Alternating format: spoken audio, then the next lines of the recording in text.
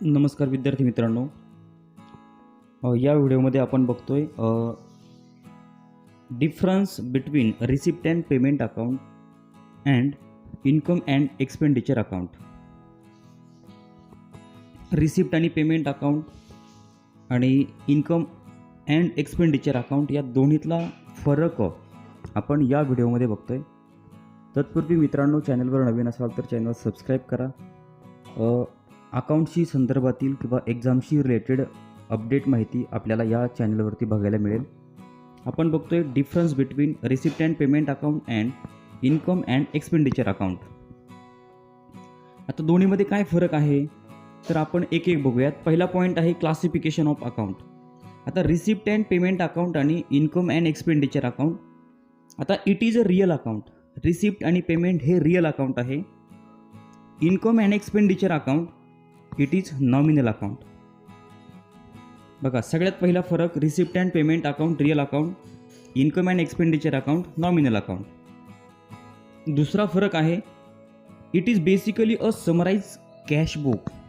Receipt आणि payment account म्हणजे थोडक्यात कॅश बुकची समरी आणि it is like a profit and loss account. आणि इन्कम अँड एक्सपेंडिचर अकाउंट हे प्रॉफिट अँड लॉस अकाउंट सारखंच आहे. आणि तुमचं रिसिप्ट अँड पेमेंट अकाउंट हे कॅश बुक सारखं आहे. It is prepared to present a summary of cash transaction during the accounting period.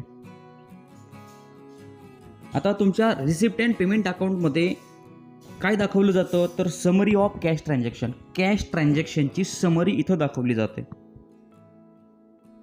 आणि इन्कम अँड एक्सपेंडिचर अकाउंटमध्ये it is prepared to ascertain net result. Income and expenditure अकाउंटमध्ये net result calculate केला जातो. म्हणजे किती खर्च झाला, किती इन्कम झाला आणि शेवटी तुम्हाला किती नफा झालाय, डेफिसिट किती आहे आणि तुमचा प्रॉफिट किती आहे. त्यानंतर पुढचा दोन्हीतला फरक आहे म्हणजेच या ठिकाणी रिसिप्ट अँड पेमेंट अकाउंटला तुमच्याकडे किती कॅश शिल्लक आहे हे शेवटी तुम्हाला कळतं. आणि इन्कम अँड एक्सपेंडिचर अकाउंटला तुम्हाला सरप्लस झाला की डेफिसिट म्हणजे प्रॉफिट झाला की लॉस झाला हे या ठिकाणी समजतं. त्यानंतर आपण पुढे जाऊयात. पुढचा फरक आहे receipt opening balance represent cash or bank balance. या ठिकाणी थोडक्यात रिसिप्ट अँड पेमेंट अकाउंटला ओपनिंग बॅलन्स असतो. It has no opening balance. Income आणि एक्सपेंडिचर अकाउंटला ओपनिंग बॅलन्स नसतो. पुढचा फरक बघूयात. It is debited with all the sum received.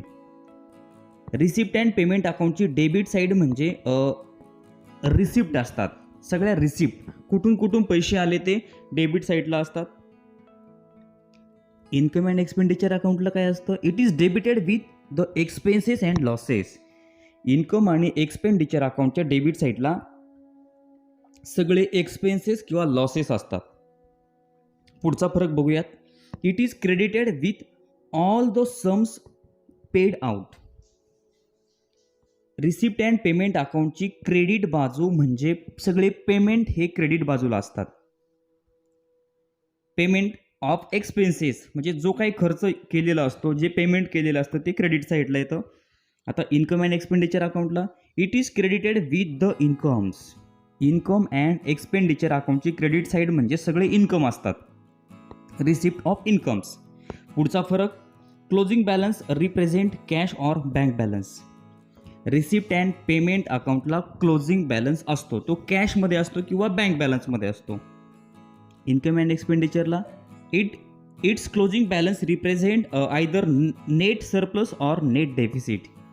आता इन्कम अँड एक्सपेंडिचर अकाउंटचा जो क्लोज बॅलन्स असतो तो एकतर नेट सरप्लस असतो किंवा नेट डेफिसिट म्हणजे प्रॉफिट किंवा लॉस. तो या ठिकाणी आपल्याला नेट सरप्लस और नेट डेफिसिटने आपण रिप्रेझेंट करतो. पुढचा फरक बघूयात आपण. It's closing balance is carried forward in a same account of next period. आता रिसिप्ट अँड पेमेंट अकाउंटचा जो क्लोजिंग बॅलन्स असतो तो सेम अकाउंटलाच ट्रान्सफर केला जातो. आणि इन्कम अँड एक्सपेंडिचरमध्ये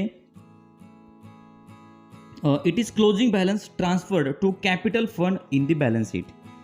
आणि इन्कम अँड एक्सपेंडिचर अकाउंटचा जो बॅलन्स असतो ना तो कॅपिटल फंडमध्ये ट्रान्सफर केला जातो.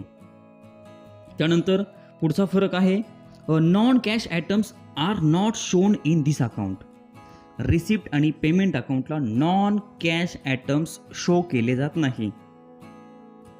इन्कम अँड एक्सपेंडिचरला तिथं non cash items such as depreciation, bad debts etcetera are shown. Income आणि एक्सपेंडिचर अकाउंटला नॉन कॅश आयटम्स दाखवले जातात. मग त्यामध्ये डेप्रिशिएशन असेल किंवा बॅड डेब्ट्स असेल. पुढचा फरक आहे it record the receipt and payment whether they relate to previous, current or following accounting period. आता रिसिप्ट आणि पेमेंट अकाउंटला चालू वर्षाचे, मागच्या वर्षाचे आणि पुढील वर्षाचे सर्व रिसिप्ट आणि पेमेंट या ठिकाणी रेकॉर्ड केले जातात. आणि इन्कम अँड एक्सपेंडिचरला it record only those incomes and expenses and losses which relate to current accounting period. Income आणि एक्सपेंडिचर अकाउंटला फक्त चालू वर्षाचेच एक्सपेन्सेस, लॉसेस आणि इन्कम हे रेकॉर्ड केले जातात. त्यानंतर पुढचा फरक बघूयात आपण. It record the receipt and payment whether of capital revenue nature. Receipt and payment अकाउंटला जी रिसिप्ट आणि पेमेंट या ठिकाणी रेकॉर्ड केले जातात ते कॅपिटल ऑर रेव्हेन्यू नेचरचे असतात. आणि इन्कम अँड एक्सपेंडिचरला it records the income, expenditure and losses of revenue nature. इथंही त्या ठिकाणी जे इन्कम आणि एक्सपेंडिचर असतात, लॉसेस असतात ते रेव्हेन्यू नेचरचे असतात. त्यानंतर receipt are shown on debit side. बघा, रिसिप्ट अँड पेमेंट अकाउंटची डेबिट साईड म्हणजे सगळ्या रिसिप्ट असतात. जसं की कॅशबुकला सगळ्या रिसिप्ट असतात तसंच तुमच्या रिसिप्ट अँड पेमेंट अकाउंटला सगळ्या रिसिप्ट असतात. Expenditure are shown on debit side and income are shown credit side. बघा, एक्सपेंडिचर, इन्कम अँड एक्सपेंडिचरची डेबिट बाजू म्हणजे सगळे एक्सपेंडिचर असतात आणि क्रेडिट बाजू म्हणजे सगळे इन्कम असतात. तसंच रिसिप्ट अँड पेमेंट अकाउंटला काय असतं, रिसिप्ट अँड पेमेंट अकाउंटची डेबिट साईड म्हणजे सगळ्या रिसिप्ट असतात आणि क्रेडिट साईड म्हणजे सर्व प्रकारचे पेमेंट असतात. चला पुढचा फरक बघूयात आपण. It does not include outstanding and prepaid items. Receipt आणि पेमेंट अकाउंटला तुमचे आउटस्टँडिंग आणि प्रिपेड आयटम्स इन्क्लूड होत नाहीत. तसंच आता इन्कम अँड एक्सपेंडिचरला it include outstanding and prepaid items. Income and एक्सपेंडिचरला आउटस्टँडिंग आणि प्रिपेड आयटम्स इन्क्लूड असतात.